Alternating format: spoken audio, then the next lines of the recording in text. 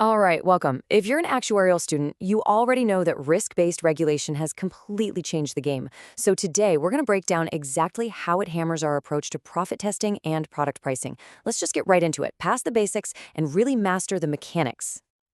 Okay, so let's frame this with a classic exam-style question. You've definitely seen something like this before. By the time we're done here, you're going to have a rock-solid framework to absolutely nail a question like this, hitting every single point you need for those top marks. Here's how we're going to tackle this. We'll start with a clean, simple profit model. Then we'll start layering on the regulatory complexities, first with prudent provisions, and then the big one, the cost of capital. That'll get us to the complete modern profit criterion. And we'll wrap it all up with a super quick recap that's perfect for your revision.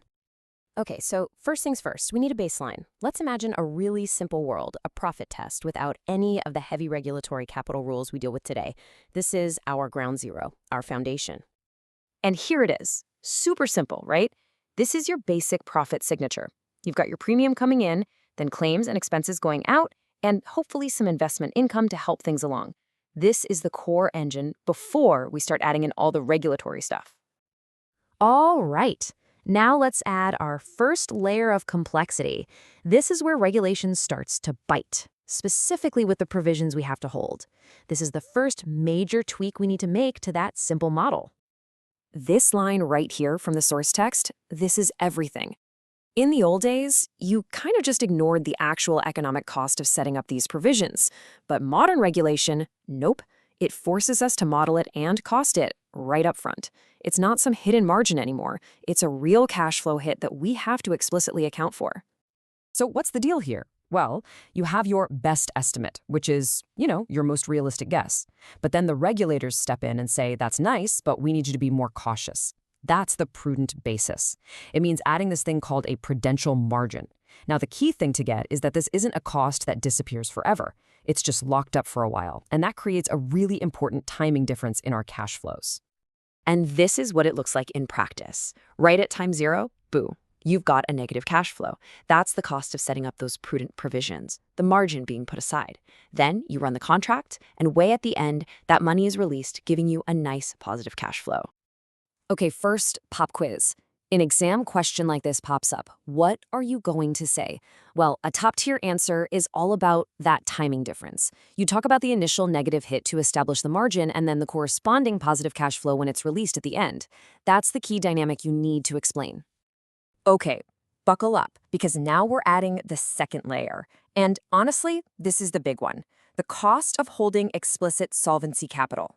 This is really the heart of modern risk-based regulation, and it changes everything for pricing. You absolutely have to understand this shift. Think about it. We went from a world where risk margins were just sort of baked into all the assumptions, kind of hidden, to a world that's all about transparency. Now everything is on a best estimate basis, which means that solvency capital isn't hiding in the background anymore. It's right there, front and center, and it has a cost that we have to account for directly. Yeah, the source material couldn't be clearer about this. When you hold solvency capital, that money is locked up. It's stuck. The company can't use it to go and do other cool, profitable things. And that has a real economic cost, right? It's the opportunity cost. If you could have made, say, a 10% return on that capital somewhere else, well, that's a 10% cost you now have to build into the price of this product to make it worthwhile. So how do we actually model this? It's pretty straightforward, and it should feel familiar, actually. It's a lot like the prudential margins we just talked about. Step 1, you've got an initial negative cash flow when you set the capital aside. Then, way at the end, step 3, you get a positive cash flow when that capital is finally released. It's all about that timing difference and what it does to the net present value of the project. All right, time for our second exam-style question. If you see this, how do you get top marks? You need to hammer home that under these new risk-based rules, capital is explicit. It's not implied. You then explain that because those funds are locked up, they create a real opportunity cost. And that cost has to be priced into the product if you want to make a decent return on the capital that product is using up. Okay, let's bring it all home now. We're going to combine those two layers, the prudent provisions and the cost of capital, to see the complete modern profit criterion. This is the full picture, the whole shebang. And there you have it. Look at how our simple model has changed. It's now bookended by these big regulatory cash flows.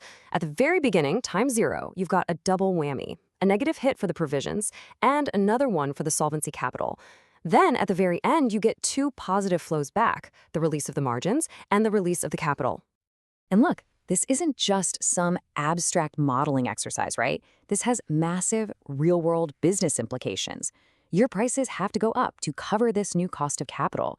Products that soak up a ton of capital suddenly look way less attractive. And it creates a whole new competitive landscape where the companies that are most efficient with their capital can offer better prices. At the end of the day, if your profitability calculation ignores these costs, it's just plan long. Okay, our last little check-in question here, it's simple, but it's absolutely fundamental. The answer? You model them as positive cash flows at the very end of the contract. It's just the return of the money that was locked up for the regulators all that time. All right, fantastic. Let's do a super quick rapid-fire recap now, just to burn these ideas into your memory for exam day. Think of them as flashcards. So here's the journey we took. We started with that super simple, clean model. Then we added the first layer of complexity, the cash flow timing effect of prudent provisions. And finally, we layered on top of that the opportunity cost of explicit capital. Put it all together, and you've got the complete regulation-aware profit model you need to know. Flashcard number 1. What's the big difference between the traditional and modern approach? It's all about moving from those implicit, hidden margins to a transparent, best estimate basis, plus a very explicit and very real cost for your capital. Flashcard number 2, prudential margins. How do they hit our model? Simple. It's a negative cash flow out at the beginning and a positive cash flow in at the very end. And flashcard number 3, the cost of capital, the key takeaway is that we model it in exactly the same way as the prudential margin. It's a negative cash flow at the start and a positive one at the end when the capital is released. So, to wrap this all up, I want to leave you with one final thought. The real game changer here is that profit isn't an absolute number anymore. It's a measure of return on the regulated capital you have to hold, and that changes everything. It forces every single provider to ask a really tough strategic question. Given how expensive and scarce our capital is, which risks are actually worth taking?